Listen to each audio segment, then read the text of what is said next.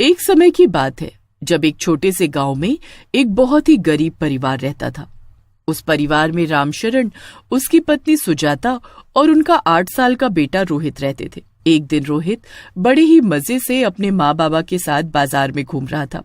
तभी उसे एक दुकान पर ढेर सारे पटाखे दिखाई दिए। रोहित अपने बाबूजी से पटाखों की जिद करने लगा। बाबूजी, मुझे भी पटाखे चाहिए। अरे बेटा, मेरे पास इतने पैसे नहीं हैं। हम तो बाजार बस कुछ जरूरी सामान लेने आए हैं। जब कुछ दिलाना नहीं था तो लेकर ही क्यों आए? मुझे वापस ले चलो अभी के अभी। अरे बेटा, ऐसी जिद नहीं करते। देखो, अभी हमारे पास पैसे नहीं है। थोड़े दिन बाद जब बाबूजी को तनख्वाह मिलेगी तो तुमको पटाखे भी दिलवा देंगे। सब बच्चे अभी से पटाखे जला रहे हैं, बस मेरे ही बाबूजी मुझे कुछ नहीं दिलाते। रोहित बड़ा ही गुस्सा हो जाता है, पर उसके माँ बाप के पास इतने पैसे ही नहीं होते कि वो उसे मनाने के लिए पटाखे दिला सके। वो सब बिना बाजार घूमे ही घर वापस आ जाते हैं। रोहित बहुत नाराज होता है। खिड़की पर खड़ा वो दूसरे बच्चों को बम पटाखे जलाते हुए देख रहा होता है। अरे देख मुन्नी, ये अनार कितना ऊपर तक जाता है। मुझे तो डर लगता है अनार से। मेरी तो ये रंग बिरंगी फुलझड़ी ही अच्छी है। चुन्नू और मुन्नी घर के बाहर अपने पटाखे जला रहे होते हैं और रोहित उनको देखकर मुस्कुरा रहा होता है। थोड़ी देर बाद जब चुन्नू रोहित को आवाज देता है तो रोहित उदास हो जाता है और चुन्नू से बोलता है, नहीं, मैं नहीं आ सकता। मेरे पास पटाखे ही नहीं हैं। ओह, ये तो बहुत बुरा हुआ। तुम्हारे बाबूजी तुम्हारे लिए अभी तक पटाखे नहीं लाए। देखो ना, अपना रोहित कितना उदास है। उदास तो इसलिए है क्योंकि उसे छोड़ सब बच्चे अभी से पटाखे जला रहे हैं। तुम ये भी समझो ना कि हमारे पास खाने को तो है नहीं, तो फिर पटाखे कहाँ से लाएं? अरे मैंने कहाँ कुछ कहा।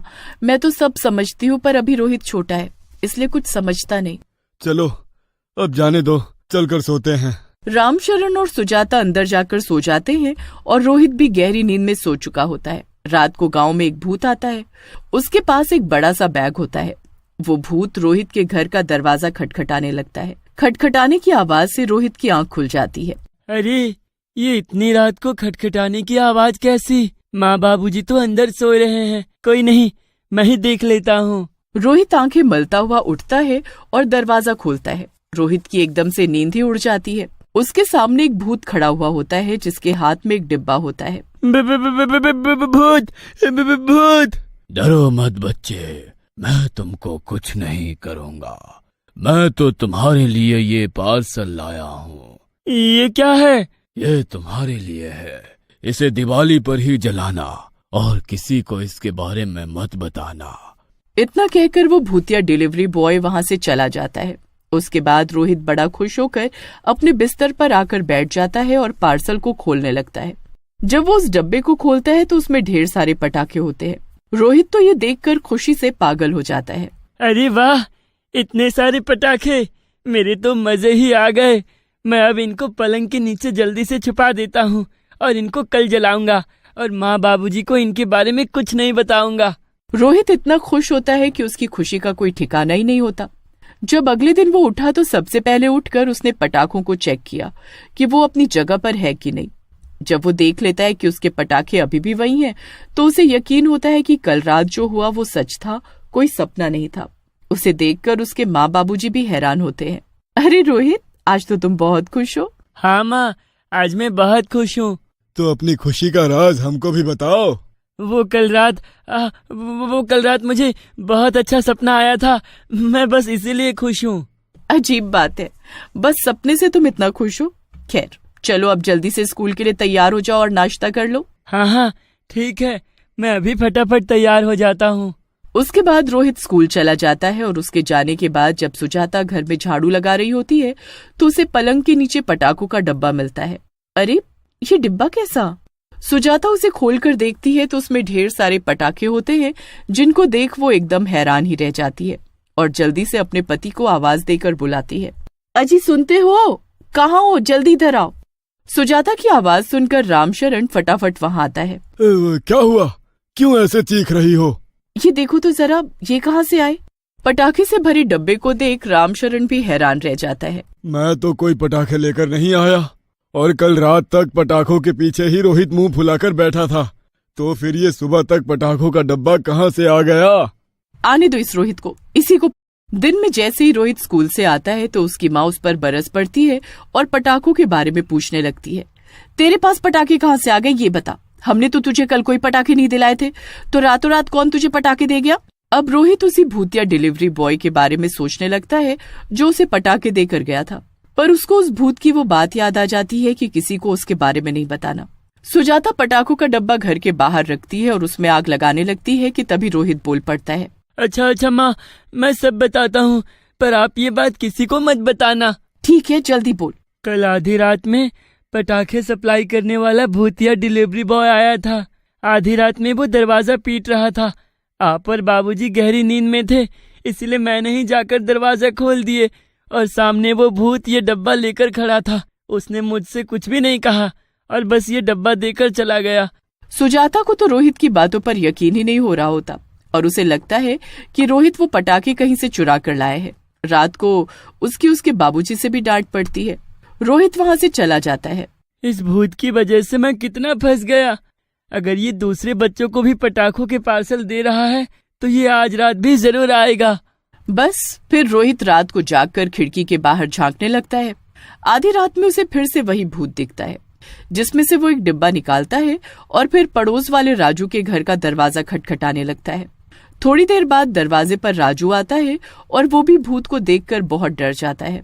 अरे बच्चे, डरो मत मुझसे। मैं तुमको यहाँ डराने या मारने नहीं आया हूँ।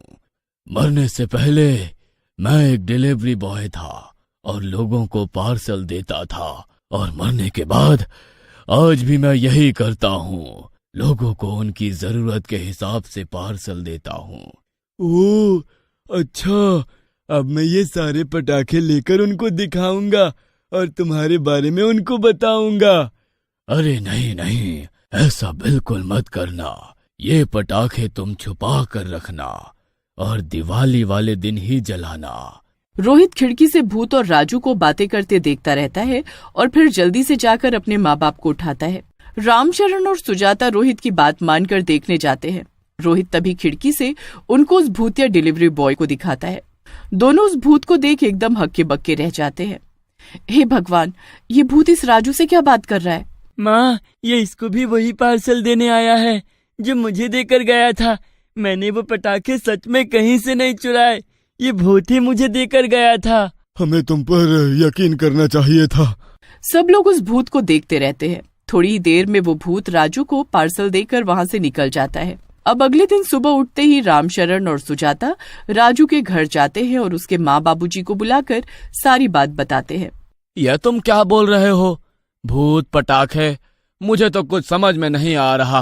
राजू, अपने माँ बाबूजी को उस भूत के बारे में सच सच बताओ जो रात को तुमको पटाखों का डब्बा देकर गया है। राजू ये सुनकर डर जाता है, पर काफी पूछने पर वो सब सच सच बता देता है। अब राजू और रोहित के माता पिता एक एक करके सबके घरों में जाकर बच्चों से उस भूत के बारे में पूछते हैं तो पता चलता है कि वो पटाखा सप्लाई करने वाला भूतिया डिलीवरी बॉय सभी के घरों में सभी बच्चों को पटाखों की सप्लाई करके गया है। पूरे गांव में उस भूत का हाहाकार मच जाता है। गांव के बीचों बीच सभी पटाखों के डिब्बों को रखा जाता है। उसके बाद उसी गांव के पंडित को भूत पकड़ने के लिए बुलाया जाता है। देखो बच्चों, मेरे बस का भूत पकड़ना नहीं है, पर ये बात साफ है कि इन डब्बों में बच्चों के लिए पटाखे नहीं बल्कि उनकी मौत है। वो भूत बच्चों को शिकार बना रहा है। क्या? आपको कैसे पता? हर डब्बे पर ये जो लाल निशान है वो खून का निशान है, और जहाँ ऐसा हो वहाँ बहुत ही गड़बड़ होती है। अब इसका एक ही हल है, इन पटाखों को बिना जलाए ही खत्म किया जाए। बस फिर गांव वाले उन पटाखों को एक बेकार कुएं में फेंकने लगते हैं। सारे पटाखे पानी में जाकर खराब हो जाते हैं। अब याद रहे कि आज से लेकर दिवाली तक अपने घर के बाहर एक दिया जरूर जलाना और उसमें काले तिल डालने हैं। इससे वो भूत आसपास भी नहीं भटकेगा। बस फिर ऐसा ही होता है। रात को जब वो भूत आता है तो सबके घर के आगे दिए देखकर दूर से ही भाग जाता है। ऐसे ही करते करते दिवाली आ जाती है और भूत अपने मकसद में नाकामयाब रहता है। और दिवाली वाले दिन गांव के पवित्र दियों की रोशनी और महापूजा से उसका अंत हो जाता है। उसके बाद पूरा गांव बड़ी धूमधाम से दिवाली मनाता है और गांव का जमींदार इसी खुशी में सभी बच्चों को दिवाली वाले दिन पटाखे बांटता है, जिससे सब बच्चे भी खुश हो जाते हैं।